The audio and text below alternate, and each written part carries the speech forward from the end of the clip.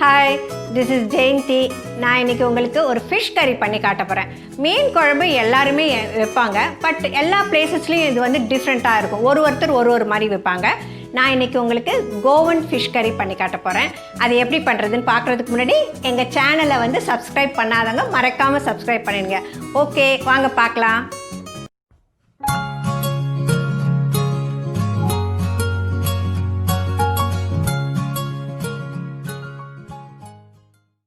மீன் 250 gram, தேங்காய் அரை மூடி, காஞ்ச மிளகாய் ஒரு 10, பூண்டு 6 பல்லு, இஞ்சி 4 துண்டு, முழு கொத்தமல்லி 1 டேபிள் ஸ்பூன், சீரகம் 1 டீஸ்பூன், மிளகு 1/4 டீஸ்பூன், மஞ்சத்தூள் 1 டீஸ்பூன்,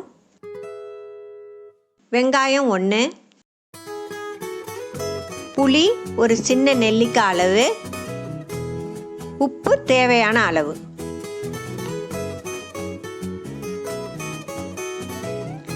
ஸ்டார்ட் பண்ணலாம். இப்போது ஃபிஷ்ஷு வந்து நல்லா வாஷ் பண்ணி எடுத்துக்குங்க. அதில் மேலே வந்து நல்லா கீறி விட்டுக்கணும், ஸ்லிட் பண்ணி விட்டுக்குங்க. அப்போ தான் மசாலாலாம் நல்லா இறங்கும். இது வந்து போரா ஃபிஷ் நான் எடுத்திருக்கேன். இது வந்து பாம்ஃப்ரெட்லேயும் பண்ணுவாங்க, ஐலையிலையும் பண்ணுவாங்க. உங்களுக்கு எந்த ஃபிஷ் வேணுமோ அதில் பண்ணிக்கோங்க. அப்புறம் இதில் வந்து ஒரு 1/2 டீஸ்பூன் உப்பும் 1 டீஸ்பூன் மஞ்சத்தூளும் போட்டு நல்லா நம்ம மேரினேட் பண்ணி எடுத்துக்கணும். ஃபிஷ்ஷெல்லாம் வந்து ஒரு 10 மினிட்ஸ் மேரினேட் பண்ணி வச்சா போதும்.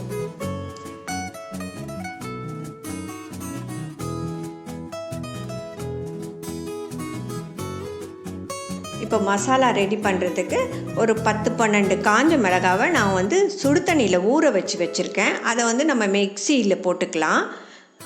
அப்புறம் 1 டேபிள் ஸ்பூன் அளவுக்கு கொத்தமல்லி, 1 டீஸ்பூன் சீரகம், ஒரு 4 துண்டு இஞ்சி, ஒரு 1/4 டீஸ்பூன் அளவுக்கு மிளகு, ஒரு 5-6 பல்லு பூண்டு.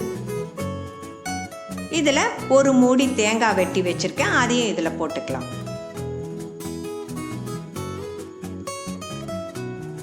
அப்புறம் ஒரு வெங்காயம், ஒரு சின்ன நெல்லிக்காய் சைஸ் புளியை நான் 1 டேபிள் ஸ்பூன் அளவுக்கு தண்ணியில் ஊற வச்சுருக்கேன். அதையும் இதில் சேர்த்து நல்லா ஃபைன் பேஸ்ட்டாக அரைச்சி எடுத்துக்கலாம்.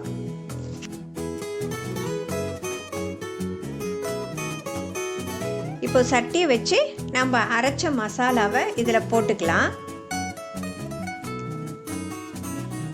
இதுக்கு தேவையான அளவுக்கு நம்ம தண்ணி ஊற்றி உப்பு போட்டு இந்த வாசனை போகிற வரைக்கும், மசாலாவுடைய வாசனை போகிற வரைக்கும் நம்ம கொதிக்க விட்டுற வேண்டியது தான். ஒரு 8 to 10 மினிட்ஸ் இதை கொதிக்க விட்டால் போதும். ஆக்சுவலாக இது கோவன்ஸ் வந்து கொக்கோம்னு ஒரு ஃப்ரூட்டு, அதை வந்து பதப்படுத்தி வச்சுருப்பாங்க. அது வந்து இந்த கொடம்புளிலாம் இருக்குல்ல, அந்த மாதிரி தான் கருப்பாக இருக்கும். ஆனால் இது வந்து ப்ளம் மாதிரியான ஒரு ஃப்ரூட்டோட வத்தல் மாதிரி இருக்கும். அது இதை போட்டு தான் வைப்பாங்க. சில பேர் போடுவாங்க, சில பேர் இதை போட மாட்டாங்க. ஆக்சுவலாக எங்களுக்கு டெல்லியில் ஒரு கோவன் ஃப்ரெண்டு இருந்தாங்க.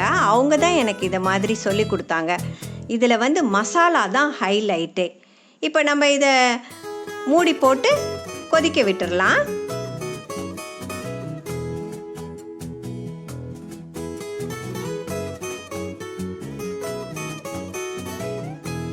பத்து நிமிஷம் ஆயிடுச்சு.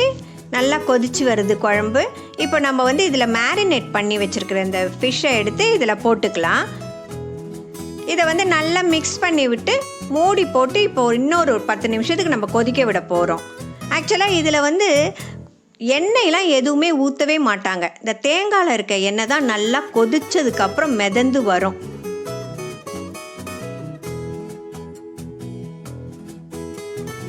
பத்து நிமிஷம் ஆயிடுச்சு. இப்போ திறந்து பார்க்கலாம். நல்லா வாசனையாக இருக்குது, சூப்பராக இருக்குது. மீனெல்லாம் நல்லா வெந்திருக்கு. நான் சொன்ன மாதிரி எண்ணெயெலாம் நல்லா மேலே மிதந்து வந்திருக்கு பார்த்தீங்களா? இப்போ எடுத்து சர்வ் பண்ண வேண்டியது தான். இது மாதிரி மீன் குழம்பு வச்சு பாருங்கள். நம்ம ஊர் மீன் குழம்பையே நம்ம மறந்துடுவோம், அவ்வளோ நல்லாயிருக்கும். இதை பார்க்குறதுக்கு மட்டும் இல்லை, நீங்கள் செஞ்சு பார்த்துட்டு அப்புறம் எனக்கு ஃபீட்பேக் கொடுங்க. அப்போ தான் எனக்கு சந்தோஷமாக இருக்கும். ஓகே, சப்ஸ்கிரைப் பண்ணாதவங்க மறக்காமல் எங்கள் சேனலை சப்ஸ்கிரைப் பண்ணிவிடுங்க. See you. Bye-bye.